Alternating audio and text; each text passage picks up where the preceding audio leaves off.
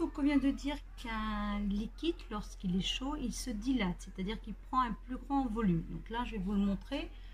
Je vais faire un petit trait à ce niveau-là et je vais chauffer avec les mains. Alors c'est un petit peu long, après je vous montrerai une autre technique.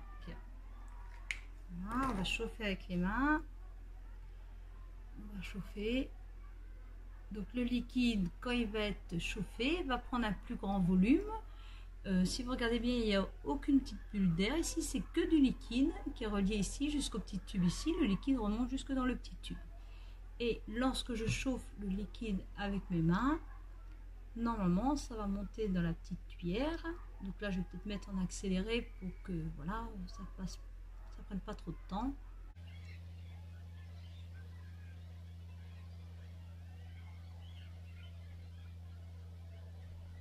Là on voit il y a déjà 2 mm. Donc juste avec la chaleur de mes mains, j'arrive à faire monter le petit liquide dans le petit tuyau, c'est-à-dire qu'en fait ça correspond à tout ce volume de liquide qui est en train de se réchauffer, donc se dilater. Voilà, on a 3 mm. Non, pour aller plus vite, eh bien on va faire avec l'eau chaude, c'est beaucoup plus rapide.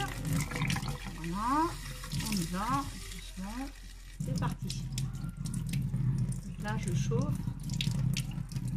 là je le vois monter très rapidement, chaud. Là on est presque à 1 cm, voilà, là c'est immédiat.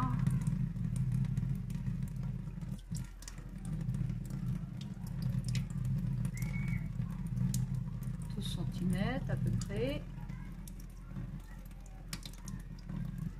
Voilà, donc un liquide, lorsqu'il est plus chaud, il se dilate, il prend un plus grand volume.